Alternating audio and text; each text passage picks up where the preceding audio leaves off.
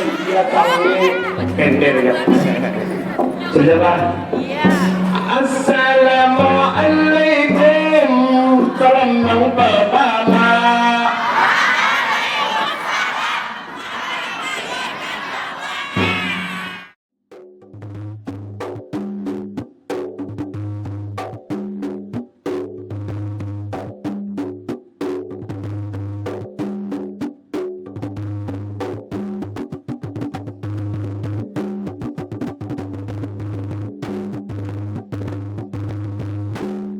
Madihin adalah sebuah sastra lisan masyarakat Banjar yang kita ketahui sebagai salah satu dari seni yang khas dan sangat digemari oleh masyarakat Banjar.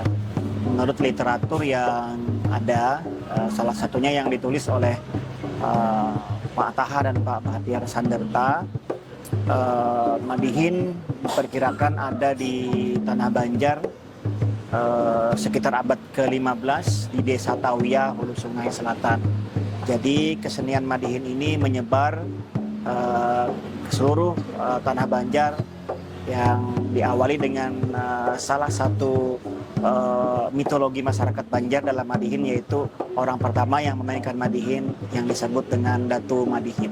Kemudian menyebar dan beranak pinak, memiliki keturunan dan menyebarkan kesenian Madihin baik di Banjar maupun sampai ke masyarakat-masyarakat diaspora Banjar di luar tanah Banjar. Menurut informasi yang ada hingga sampai hari ini, Madihin juga bisa kita temukan di masyarakat diaspora Banjar di Tembilahan, misalnya di Indragiri di Provinsi Riau, dan juga di Kuala Tungkal di daerah Jambi. Namun ada sedikit mengalami perubahan yang beradaptasi dengan unsur budaya yang ada di daerah yang mereka datangi, sehingga seni Madihin juga dikolaborasikan dengan beberapa alat musik, misalnya dengan ada masuknya unsur musik seperti gambus yang kita lihat pada Madihin di Kuala Tungkal dan di Tembilahan, Provinsi Riau. Ada dua hal yang dapat kita lihat secara ritual, ya. Jadi ada konsep pulung bagi Pemadihinan, mempercayai adanya pulung ataupun salah satu bentuk bagaimana legitimasi Pemadihinan bisa disebut sebagai Pemadihinan, yaitu ketika dia mengalami mimpi atau bagaimana dirinya bertemu dengan dalam tanda kutip di sebuah buku yang ditulis oleh Bapak Tajudin Norgani, yaitu Datu Madihin tadi memberikan legitimasi atau sahnya seorang Pemadihinan menjadi seorang Pemadihinan dalam konsep pulung. Kemudian juga di awal Madihin, pada bagian hadian Madihin itu selalu diawali dengan diksi ilahi.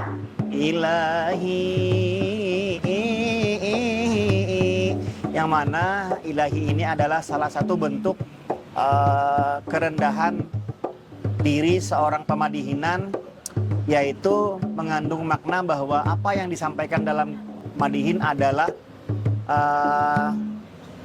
bukan sesuatu yang untuk disombongkan, artinya melebur kepada Sang Pencipta atau ilahi.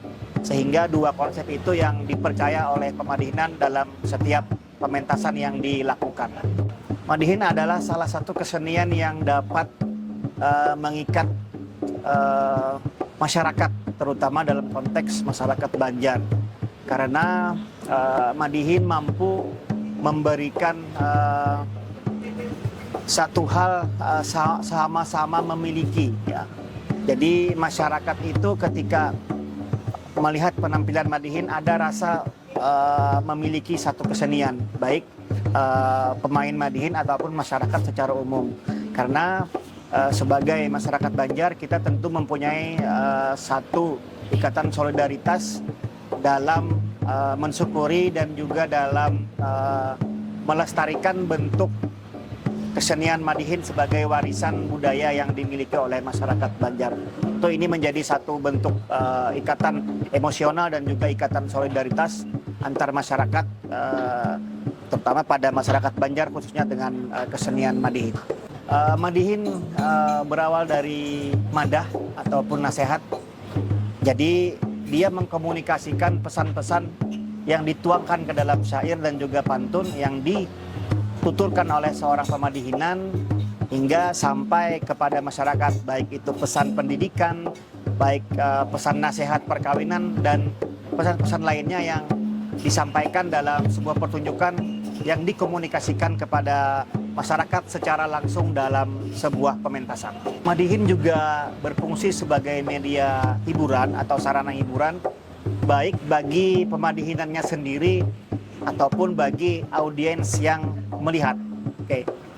Fungsi hiburan ini pada hari ini menjadi salah satu fungsi yang paling menonjol kita lihat di masyarakat karena masyarakat tentu saja di era global ini memerlukan banyak alternatif hiburan. Nah, jadi Madihin adalah salah satu hiburan yang dapat kita jadikan sebagai referensi yang berakar kepada nilai-nilai kearifan lokal masyarakat Banjar tanpa mengurangi esensi dari kesenian Madihin tersebut.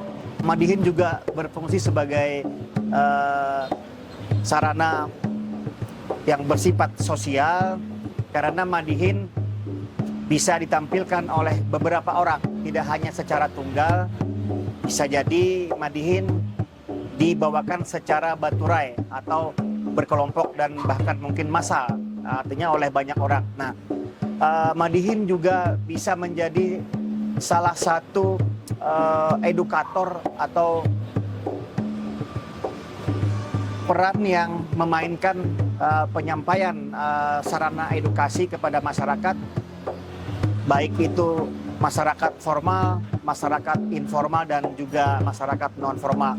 Jadi secara sosial, Madihin memiliki tempat di masyarakat Banjar sebagai salah satu kesenian yang dimiliki bersama oleh masyarakat Banjar, baik masa lalu sampai masa yang akan datang.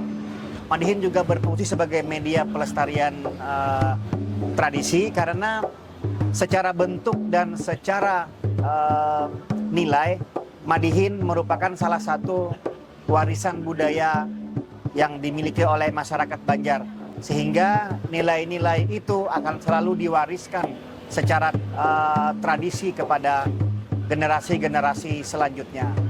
Dalam beberapa tulisan, hari ini juga menjadi menarik ketika Madihin mampu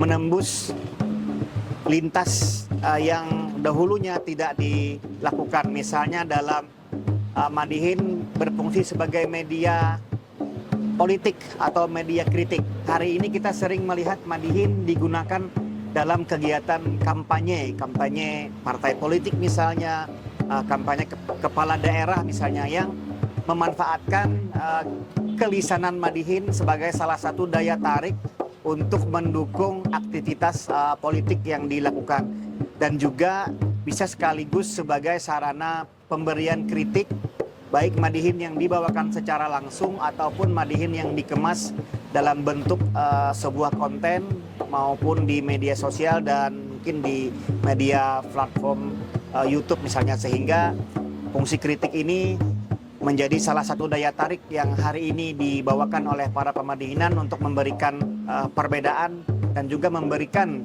warna dalam dinamika perkembangan kesenian Madihin. Untuk fungsi estetika sendiri, Madihin adalah sesuatu yang memiliki nilai keindahan, baik secara bentuk pertunjukan ataupun susunan kata syair dan pantunnya, sehingga ini menjadi sesuatu yang menarik dan dapat kita jadikan sebagai salah satu referensi untuk dapat diajarkan dan juga dapat diselipkan bagi dunia pendidikan, sehingga dapat memberikan sesuatu yang khas bagi orang-orang yang datang ke Banjarmasin ataupun ke Kalimantan Selatan.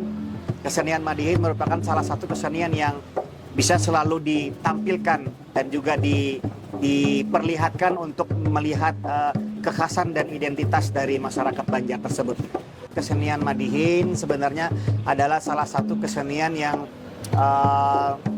bisa diadaptasi atau bisa dikolaborasikan dengan banyak hal. Nah, untuk hari ini Madihin banyak menginformasikan tentang update-update kekinian, misalnya kalau kita kaitkan dengan teknologi juga. Jadi Madihin adalah sebagai sebuah bentuk botol yang bisa diisi dengan berbagai jenis air, sehingga informasi-informasi yang disampaikan lewat kesenian Madihin itu menjadi sebuah daya tarik ataupun menjadi sebuah informasi yang dapat diterima oleh masyarakat dengan baik. Madihin tentu saja adalah seni yang terinspirasi dari bentuk keindahan. Nah, misalnya kalau kita melihat dari keindahan syair yang disusun, tentu saja kesamaan rima itu adalah sebuah keunikan tersendiri atau khas yang membandingkan Madihin dengan sastra lisan lainnya dalam sastra lisan Banjar ya. Jadi secara spontan sebenarnya itu adalah hal yang sulit bagi pemadihinan ya.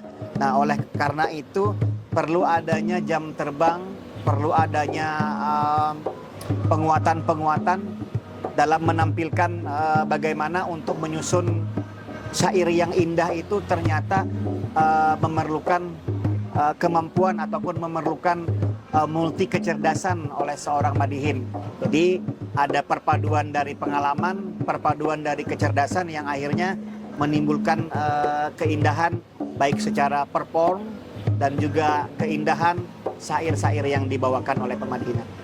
Madihin aslinya adalah berbahasa Banjar, tentu saja itu adalah awal mulanya. Nah, walaupun hari ini sudah banyak dikembangkan Madihin dengan berbahasa Indonesia, bahkan juga ada yang mencoba melakukan pengembangan dengan membawakan dalam bahasa Inggris maupun bahasa Arab lainnya. Nah, tentu saja bahasa Banjar adalah fondasi awal, sehingga setiap membawakan Madihin tentu ada kebanggaan masyarakat Banjar tentang identitas kedaerahan. Sampai mana, sejauh mana pemadihinan membawa Madihin, berarti sejauh itu pula mereka membawa identitas masyarakat Banjar ke dunia global. Bentuk Madihin adalah materialnya syair dan pantun. Jadi syair itu biasanya sifatnya lebih dominan. Jadi pantun di dalam Madihin itu adalah terletak pada bagian awal yang disebut dengan hadian, dan juga diselipkan di bagian tengah dan di bagian akhir.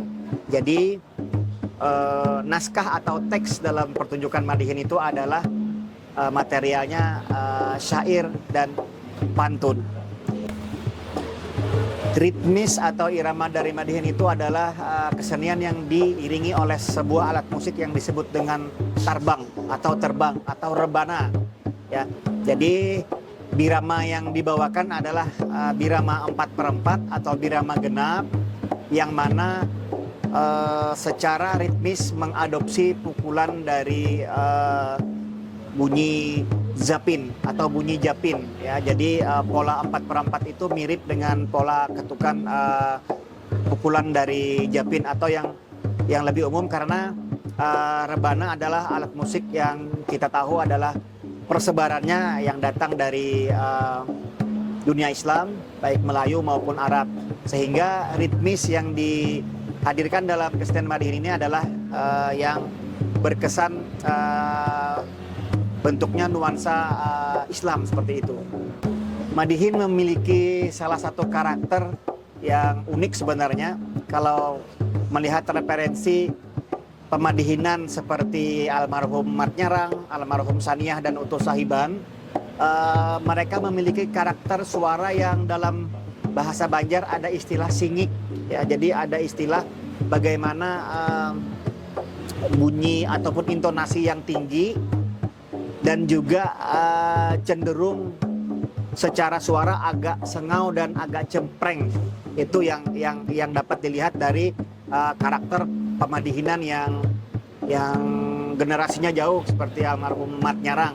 Namun sesaat setelah berkembang di era almarhum John Taralala, secara teknik vokal mengalami sedikit perubahan dan perkembangan. Jadi ada beberapa referensi, ada beberapa teknik yang dibawakan, tapi sebenarnya tidak mengurangi esensi dari Madihinnya sendiri, sehingga masih kita sebut dan kita lihat sebagai sebuah kesenian Madihin yang utuh. Secara kostum pada awalnya Madihin berbentuk sederhana saja, bisa dibawakan dengan, kalau yang laki-laki dengan baju taluk balanga atau baju piyama, kemudian ditambahkan dengan peci. Nah, kalau hari ini banyak mengadopsi kostum Banjar, ada menggunakan laung, baik laung raja ataupun laung tanjak, ataupun menggunakan sasirangan, baik yang berbentuk jas atau berbentuk kemeja, sehingga kostum Madihin hari ini itu mengalami pengadaptasian dengan kebutuhan yang diinginkan oleh masyarakat, sehingga kostumnya bisa berupa kostum yang diambil dari kostum Banjar, ya, kostum Nanang Banjar misalnya. Nah, ini juga menjadi kostum yang diadopsi dalam pertunjukan Madihin. Kalau secara bentuk alat musik ini umum dipakai, tapi kalau yang ini adalah yang sudah buatan yang era sekarang, karena buatan mesin ya, karena sudah ada baut, berarti ini dibuat dengan bantuan mesin atau mesin bubut kalau bahasa Banjar ya. Jadi, nah kalau yang bentuk aslinya itu dia dijalin oleh rotan atau paikat yang saling mengikat, sehingga ada beberapa bentuk yang menjadikan khas. Nah, jadi itu yang membedakan kalau secara fisik rebana, tapi kalau secara bunyi sebenarnya sama-sama saja. Tapi kalau secara bentuk Tarabang Madihin Banjar itu dia menggunakan kulit kambing atau kulit sapi, dan jalinan pengikatnya adalah terbuat dari paikat atau rotan. Kalau ini sudah dari mesin sehingga pakai baut. Jadi kelebihannya adalah lebih mudah ketika dimainkan di malam hari. Kalau yang paikat itu cenderung dia lebih mudah kendur atau lebih mudah kandurnya kalau bahasa orang Banjar. Sehingga yang bentuk yang baut ini dia lebih tahan dan lebih resisten terhadap cuaca misalnya, seperti itu. Sejauh ini memang seni Madihin alhamdulillah bisa diterima ketika misalnya kita bawakan ke daerah lain atau ke Jawa atau ke Sumatera, dengan catatan Madihin harus disajikan dalam bahasa Indonesia ya, karena untuk membuat audiens atau penonton bisa memahami apa yang disampaikan. Sehingga sampai hari ini belum ada komplain dari orang lain tentang kesenian Madihin. Artinya kesenian Madihin secara pertunjukan bisa diterima oleh masyarakat manapun, terutama di Indonesia misalnya. Sehingga banyak kawan-kawan seniman ditampilkan di berbagai event nasional yang membawakan Madihin sebagai salah satu hiburan yang didatangkan dari Kalimantan Selatan. Datu Pulung adalah salah satu mitologi yang ada dalam masyarakat Banjar, terutama bagi pemadihinan. Jadi seseorang pemadihinan itu dia akan mengalami satu pengalaman spiritual ya, seperti yang pernah disampaikan oleh Pak Anang Sakrani, bagaimana pulung itu dianggap sebagai salah satu legitimasi seorang pemadihinan.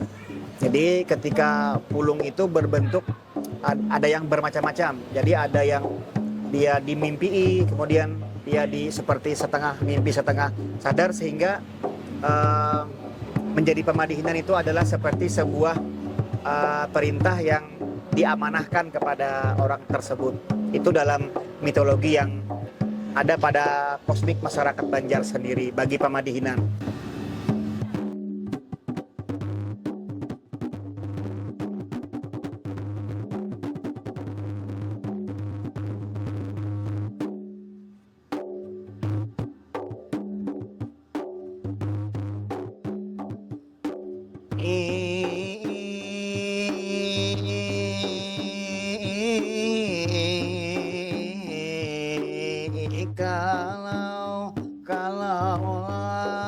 Kalau laki jang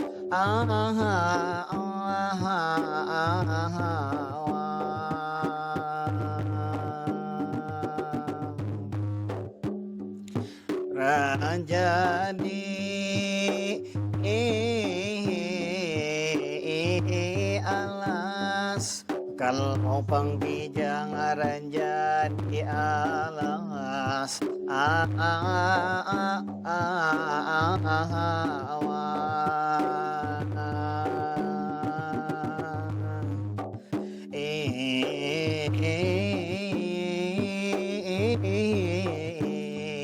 bagalar banggal rapati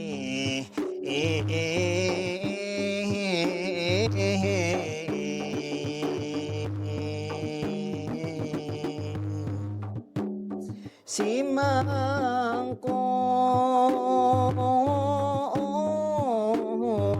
bumi banggal rapati simangko bumi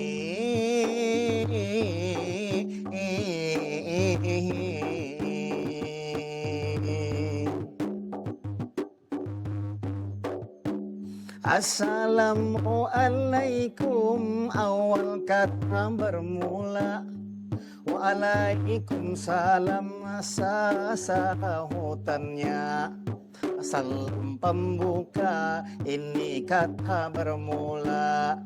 Asani madihin asani sastra lisan masyarakat Banjar tentunya. Pada hari ini Atar berbahagia menyapa penonton di mana saja berada. Keseni Madihin ini mengudara. Kesenian Madihin yang saya bawakan, seni sastra lisan Kalimantan Selatan. Bisa dibawakan misalnya sendirian, bisa dibawakan juga berpasangan. Pada hari ini sedang kita saksikan keseni Madihin yang coba saya bawakan. Kalau laki jang raja di alas, bergelar patih itu simangku bumi. Kalau berhutang emas itu bisa dibalas. Kalau berhutang budi itu terbawa mati.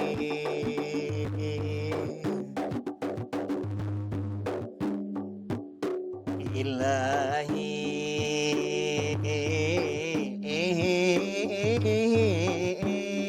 Bemandak terbang berhenti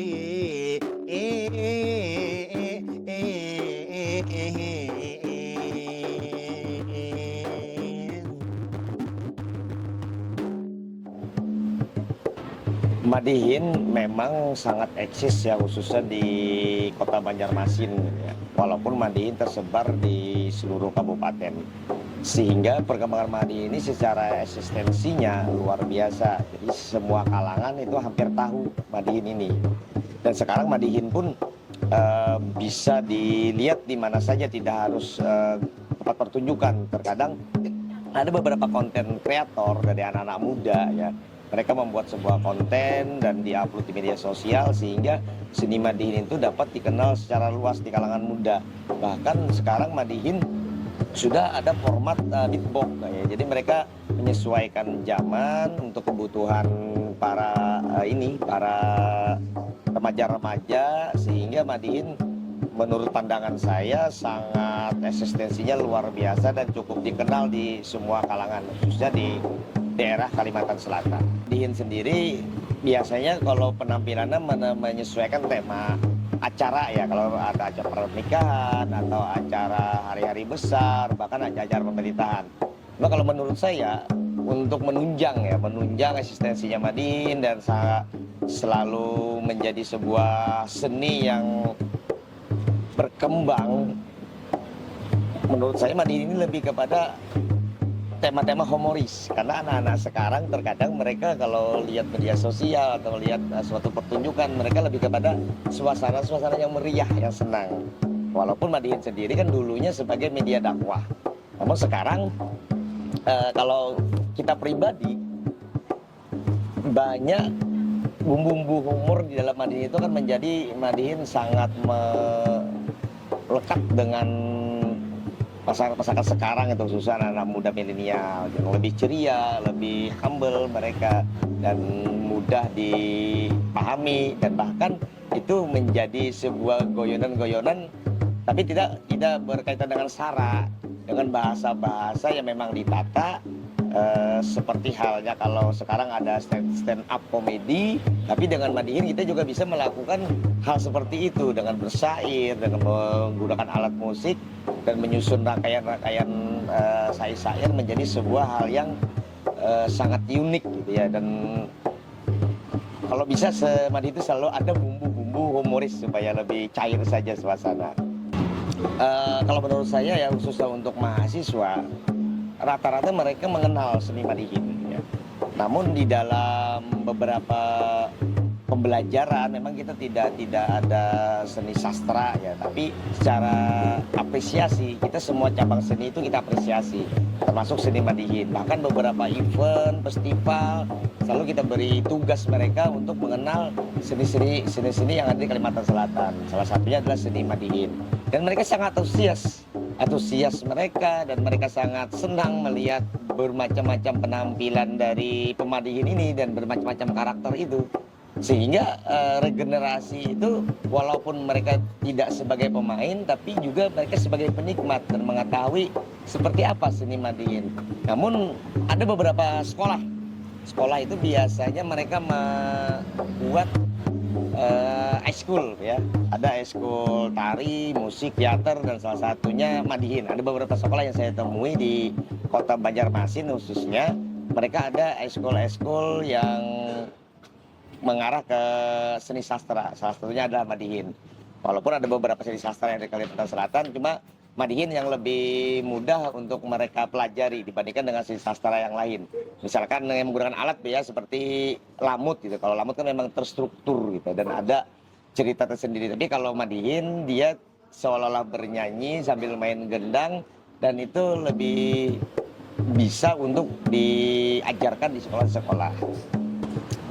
Memang ada beberapa pemadihinan terkadang, khususnya Madihin pemula gitu ya, Madihin pemula. Mereka ada dari segi grogi dan penguasaan materi, tapi berbeda halnya kalau para pemadihin yang memang profesional ya, dan mereka situasi apapun mereka dapat mengendalikan.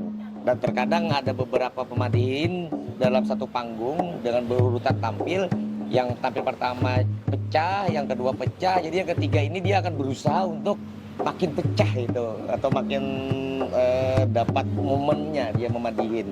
Jadi memadihin ini secara langsung akan mengukur emosi dia juga untuk memberikan hiburan terhadap penonton. Apalagi kan sekarang di Kalimantan Selatan itu mempunyai komunitas Madihinisia yang berjumlah sudah lebih dari 60-an orang yang tersebar di Kalimantan Selatan, dan rata-rata usia mereka itu remaja semua ya. Walaupun kita masih ada beberapa seniman-seniman seperti Pak Sarani, ya Swanang Ian, Pak Dr. Jaki Asani, beliau juga adalah seniman-seniman Madihin yang sangat mendukung para remaja-remaja yang ingin belajar tadi. Salah satu pemadihinan biasanya mereka include ya, ada yang dia yang memainkan gendang, dia yang mengucapkan syair. Cuma kalau di tahap kita yang belajar itu kan ada beberapa kita menemui gitu ya, dia pandai bersair, dia pandai merangkai kata, namun terkadang untuk menyingkronkan pukulan gendang atau terbang tadi dia tidak bisa. Karena ada beberapa kecerdasan dan masuk kecerdasan menjemuk tadi, salah satunya adalah koordinasi otak kiri otak kanan. Karena keahlian bermain musik itu juga akan mempengaruhi terhadap si pemadihinan ini. Karena rasa musikal juga sangat mempengaruhi. Ya. Contoh misalkan pemain gitar pun terkadang ada yang hanya bisa memainkan gitar, namun dia menyanyikannya tidak sesuai, kadang falas dan sebagainya. Nah, tapi boleh saja Madihin dilakukan. Salah satu yang menyair dan satu yang memain gendang. Jadi saling melengkapi. Karena Madihin bisa dilakukan solo, bisa dilakukan duet, ya. Bahkan ada beturai Madihin. Ya.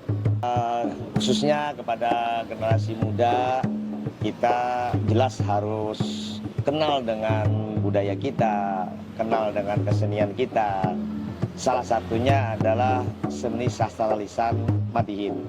Karena Madihin ini merupakan warisan yang cukup unik, ya, budaya cukup unik.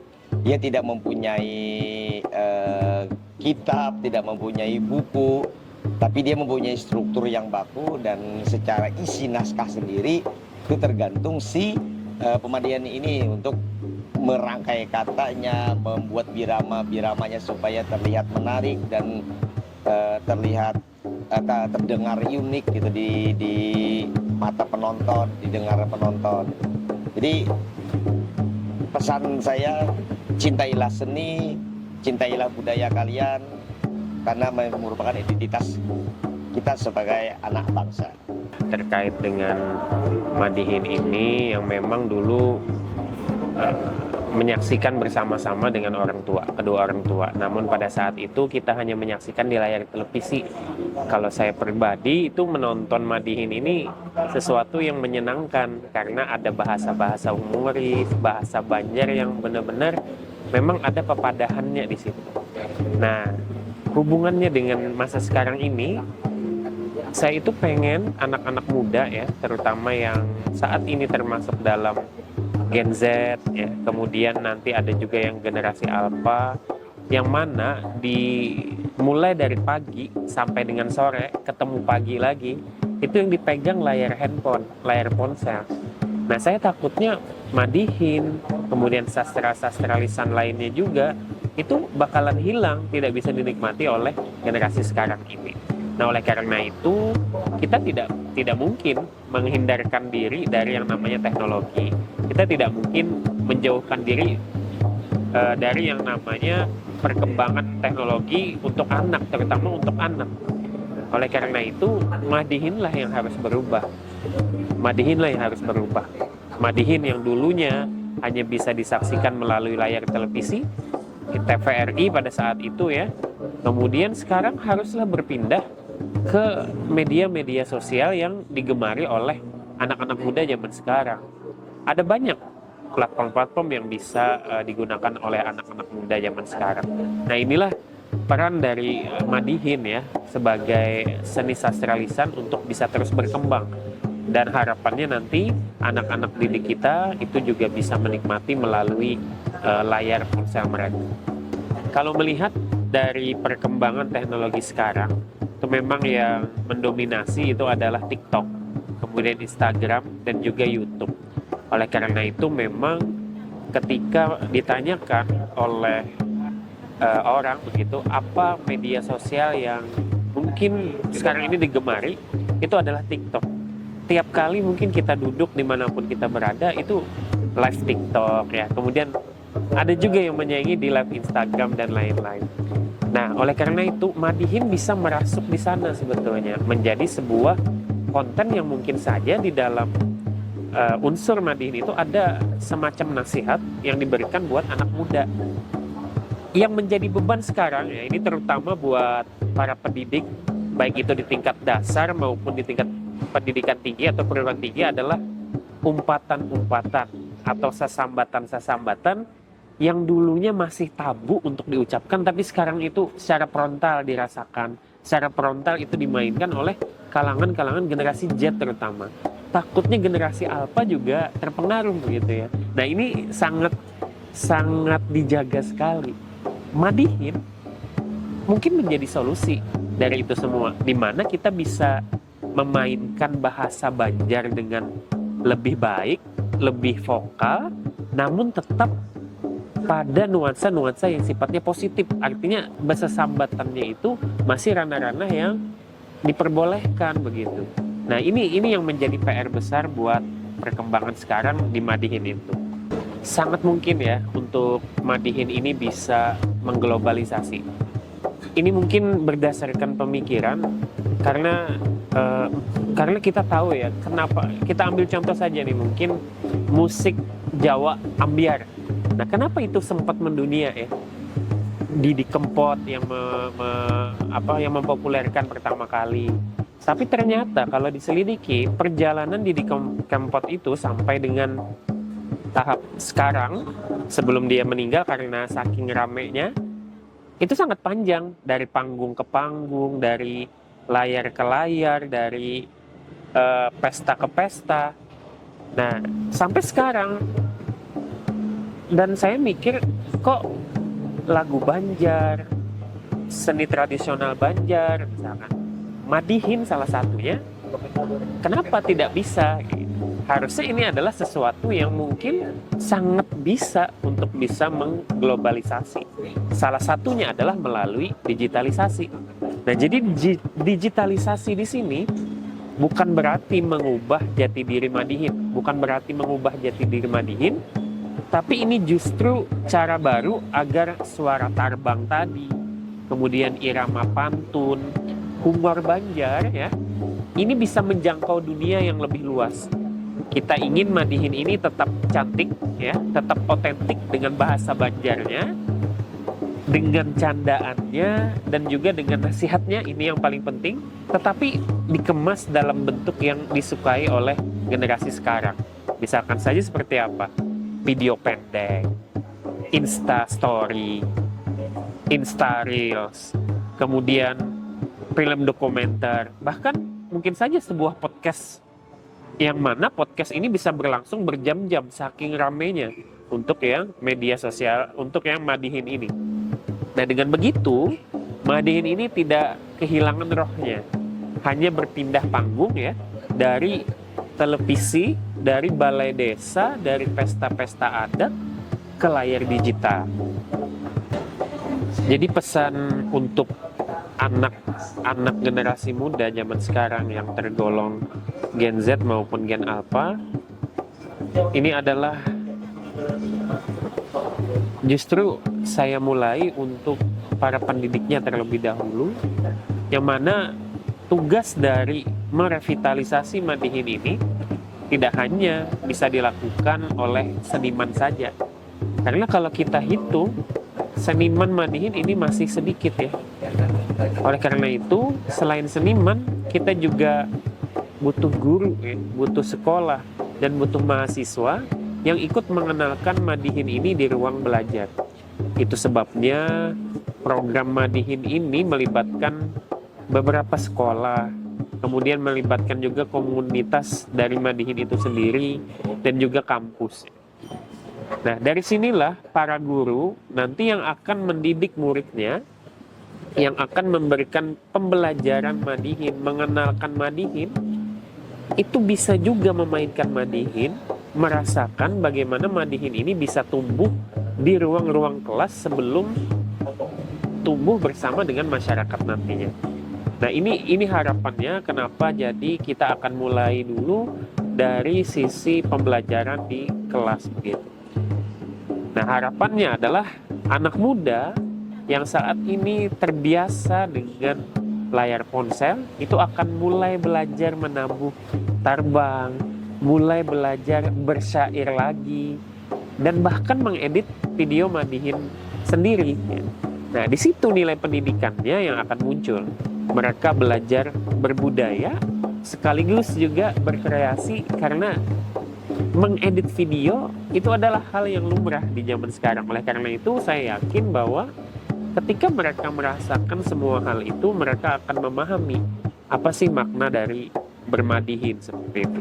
Dan saya percaya Madihin juga bisa menjadi contoh ya, bagaimana budaya lokal itu bisa bertahan di era modern sekarang ini.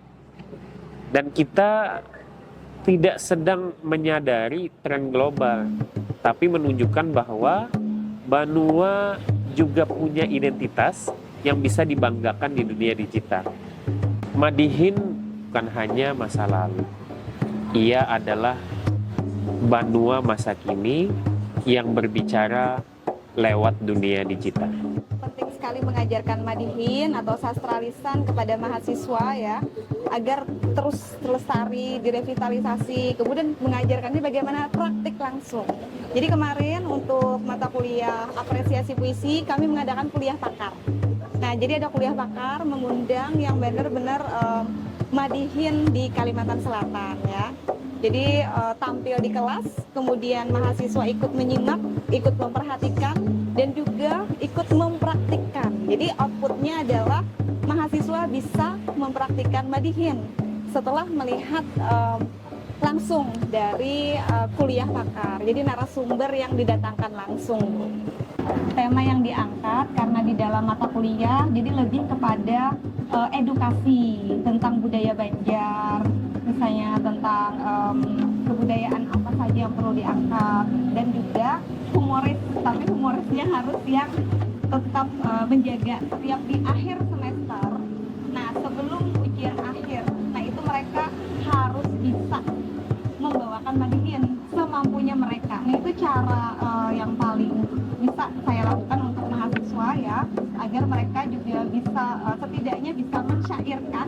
Kalau memang tidak bisa menggenggam dengan baik, maka mereka bisa mensyairkannya, bisa membawakannya, dan mengenalkan dengan masyarakat yang ada di sekitar.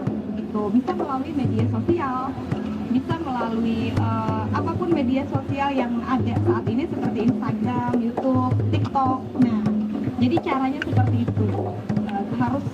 Mahasiswa harus menghadirkan madihin di media sosial.